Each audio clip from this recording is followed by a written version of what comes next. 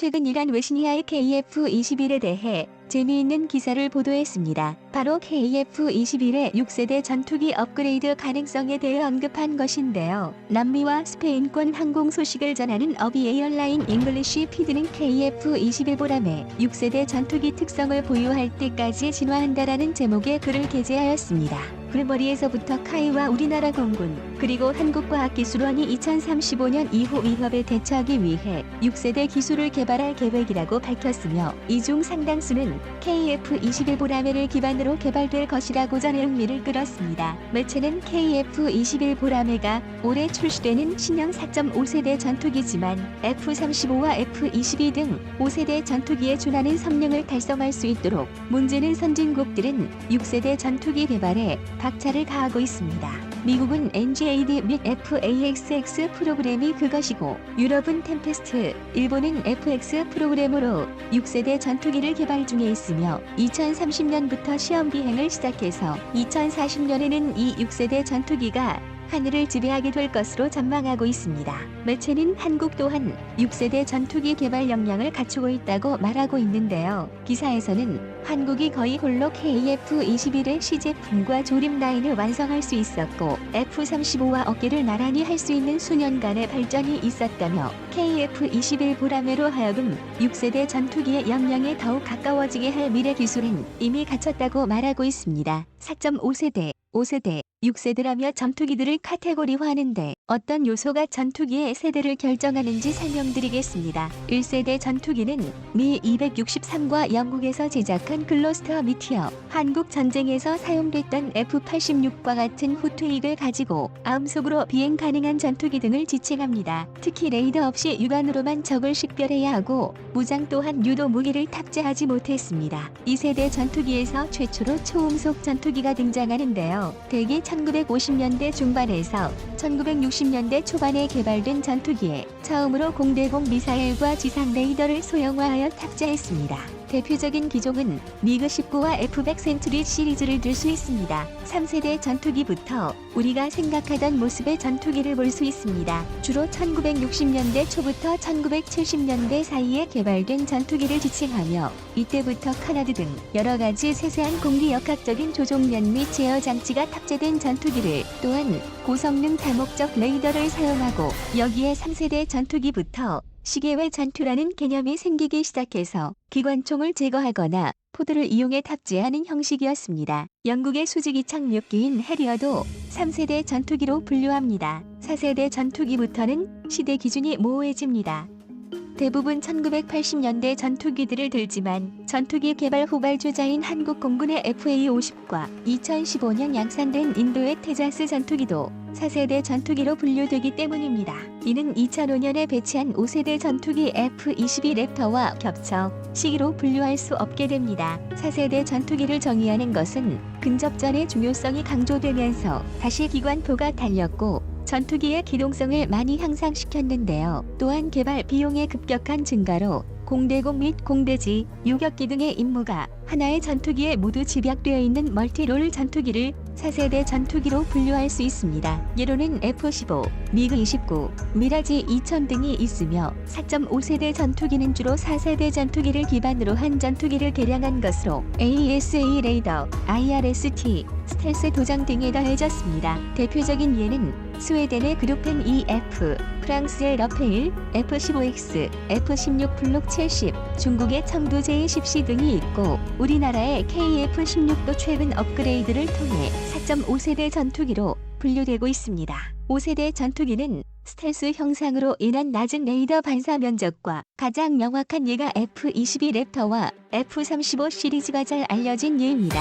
특히 내부 무장창을 들 수 있는데 KF-21 보라매가 4.5세대 전투기에 머무른 이유가 바로 내부 무장창이 없기 때문입니다. 하지만 KF-21 보라매가 블록 3단계에서는 5세대 전투로 거듭날 것이라는 것은 거의 모든 전문가들이 알고 있죠. 6세대 전투기부터는 미지의 세계입니다. 우선 누구도 아직 개발을 완료하지 못했기 때문입니다. 현재 정립된 6세대 전투기 핵심 기술은 인공지능, 유무인 복합 운영, 마하 3 이상의 극초음속 엔진, 360도 공격이 가능한 레이저 무기, 스텔스 성능 향상, 고용량 네트워크 기능 등이 있는데요. 이 중에서도 이 모든 것을 통제하기 위한 인공지능을 제일 중요한 핵심 기술로 취급하고 있습니다.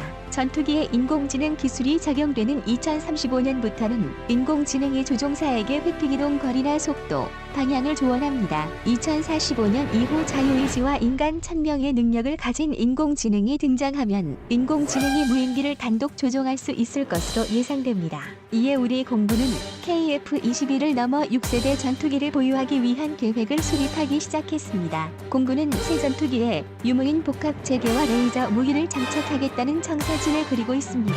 공군 본부는 최근 유무인 전투 임무기 복합 체계, 임무 효과 분석 및 한국형 차세대 전투 임무기 구축 방안 연구 용역을 발표했습니다.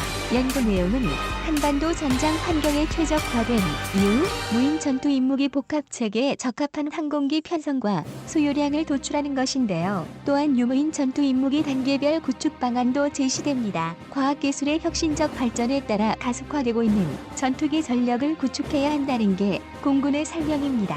정상화 공군 참모차장은 미래 전장을 주도하는 유무인 복합체계 세미나에서 앞으로 등장할 6세대 전투기에는 유무인 복합체계 운영 개념이 필수가 될 것으로 전망하고 있다며 앞으로 유무인 전투기가 복합적으로 운용되면 전장 상황 인식에 우위를 점하고 우군 유인 전투기의 생존성을 높임으로써 공중 우세를 더욱 빠르게 확보하는 것은 물론 전승을 보장하는 강력한 힘이 될 것이라고 말했습니다. 이에 발맞춰 국방과학연구소는 무인기 자율화 기술을 개발했는데요. 무인기 자율화는 비행체 외부에서 발생하는 위협적인 환경 변화에 무인기가 자율적으로 대응하는 기술입니다. 이 기술을 적용한 무인기는 위협을 회피할 수 있는 비행 경로를 파악하고 이 기술은 미래 전장에서 군용 무인기가 작전 임무를 수행할 때 생존성을 향상시킬 수 있을 전망입니다. 국방과학연구소는 향후 군집형 유무인기 복합체계 개발 등에도 무인기용 자율항법 기술을 활용할 예정이라며 인공지능 기술과 다수 무인기의 임무를 최적화해 할당하는 기술, 유무인기 복합체계에서 유인기 조종사의 임무 부담을 경감할 수 있는 자율화 기술 등을 선도적으로 연구할 계획이라고 밝혔습니다. 6세대 전투기 개발에 레이저 무기도 빠질 수 없는데요. 전경배 국방부 국방정보본부 중령은 최근 에어로스페이스 컨퍼런스 2021에서 6세대 전투기 도입 전에 전력 공백 방지를 위해 레이저 무기를 KF-21 전투기에 장착하는 등 단계적 전력 증강 사업을 생각한다고 말했습니다. 전 중령에 따르면 6세대 전투기에 장착된 레이저 무기는 초속 30만 km의 속도로 공격함으로 기존의 전투기 개념으로는 대응이 불가능하다고 보고 있습니다. 또 중력 영향 없이 직진함으로 운동 역학적 탄도 계산이 불필요하다는 장점에다가 레이저 무기는 수 킬로미터 박직경 10cm 표적을 요격하는 초정밀 타격이 가능합니다.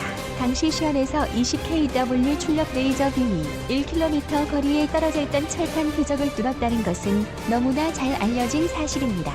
4.5세대 이하 전투기는 광속 특성을 갖는 레이저를 탑재한 6세대 전투기의 적수가 되지 않습니다. 6세대 전투기는 4.5세대 이하 전투기를 레이더 탐지 후 바로 격추할 수 있기 때문입니다. 하지만 KF-21 보라매에 레이저 무기를 장착하면 어느 정도적에 대응하는데 도움이 될 것이라고 예상하고 있습니다. 그럼 매체는 KF-21 보라매가 과연 6세대 전투기와 맞설 수 있다고 생각하는지 궁금한데요. 안타깝게도 이제 막 개발된 KF-21 보라매는 6세대 전투기와 맞서기에는 부족하다고 말하고 있습니다. 이미 6세대 전투기는 공기역학적으로 더 뛰어난 디자인을 가지고 있으면서 엔진 또한 우수합니다. 특히 미국은 이미 F-22와 F-35를 조기 퇴역시키면서 보잉의 로얄 윙맨 같은 무미있게 AI와 레이저 무기를 통합하고 있는데 KF-21은 F-35를 따라가고 있는 것이 현실이기 때문입니다. 하지만 매체는 이것에 낙담하기에는 이르다고 말하고 있습니다. 매체는 KF-210이 이제 마격사를 쓰기 시작하여